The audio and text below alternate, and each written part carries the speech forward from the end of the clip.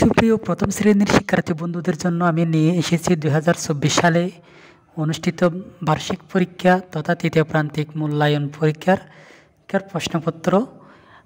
আমি আজকে আলোচনা করব গণিত প্রশ্নপত্র বিষয় সম্পর্কে।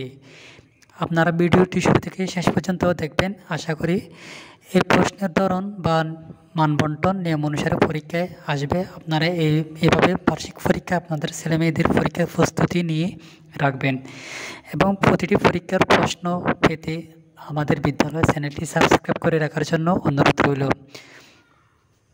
সময় দেওয়া থাকবে 2 ঘন্টা, পূর্ণমান 100। 1 নম্বর সঠিক উত্তরটিতে টিক চিহ্ন দাও। রোমান সংখ্যা 1 নম্বর 17 থেকে 3 বেশি সংখ্যাটি কত? এখানে অপশন দেওয়া আছে কতে 19, খতে 20, গতে 21, ঘতে 22।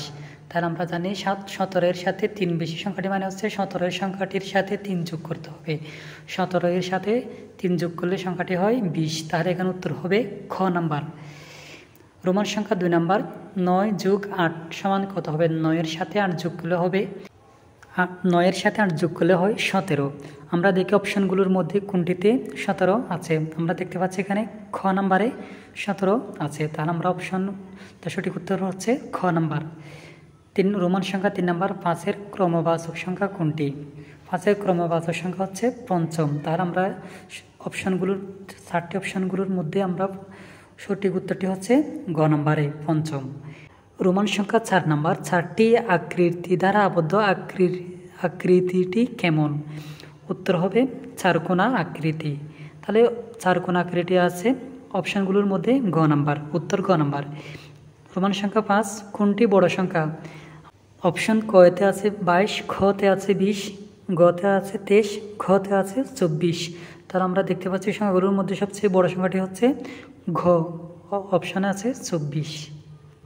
2 নম্বর কথায় লিখো 5টি, একটিতে 2 নম্বর করে 5টিতে 10 নম্বর। এখানে সংখ্যা দেখা যাচ্ছে 33, 40, 25, 28, 36, 48।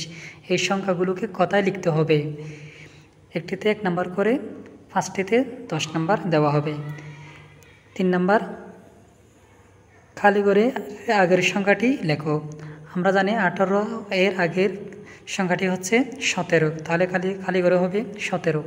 13 এর আগের খালি করে সংখ্যাটি হবে 12। 20 এর আগের খালি করে সংখ্যাটি হবে 19। 15 এর আগের খালি করে সংখ্যাটি হবে 14। 12 এর আগের খালি করে সংখ্যাটি হবে 11। 25 এর আগের খালি করে সংখ্যাটি হবে 24।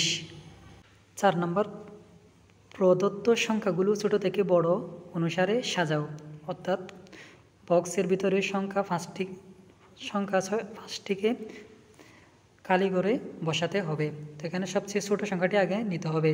আমরা এখানে থেকে দেখতে পাচ্ছি 27, 25, 18, 21, 35। সংখ্যাগুলোর মধ্যে সবচেয়ে ছোট সংখ্যাটি হচ্ছে 18। 18 এর পরে সংখ্যাটি হবে 21। 21 এর পরে সংখ্যাটি হবে 25। 25 এর পরে সংখ্যাটি হবে 27। 27 এর পরে সংখ্যাটি হবে 35। 5 নম্বর যোগ করো। ক 29, 2 10 9 29, 2 0 20। তাহলে 9 এর সাথে 0 যোগ করলে হবে 0, 2 এর সাথে 2 যোগ করলে হবে 4। উত্তর হবে 49। ক নম্বর 3 10 4 34 যোগ 1 10 2 12।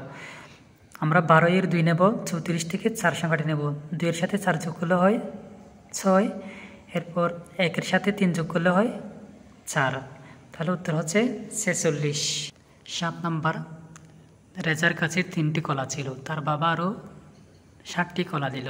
এখন তার কতগুলো কলা হলো? তাহলে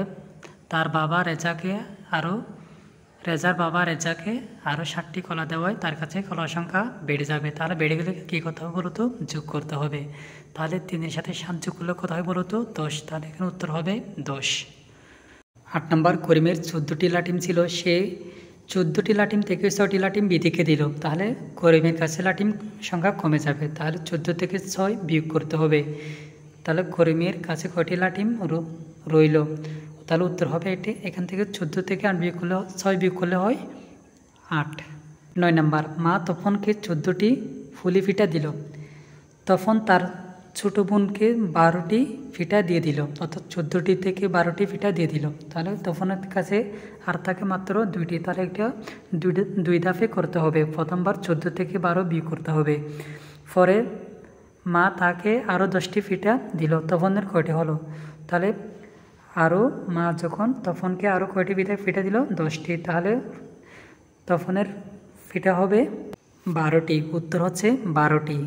তাহলে এই অঙ্কটি দুই ধাপে করতে হবে। প্রথমবার বিয়োগ, এর দ্বিতীয়বার যোগ করতে হবে। 10 নম্বর, জ্যামিতিক আকৃতির নাম লেখো। তাহলে এখানে আমরা দেখতে পাচ্ছি তিনকোণা আকৃতি, ত্রিভুজ তিনকোণা আকৃতি, বৃত্ত গোলাকার, আয়তক্ষেত্র চারকোণা আকৃতি।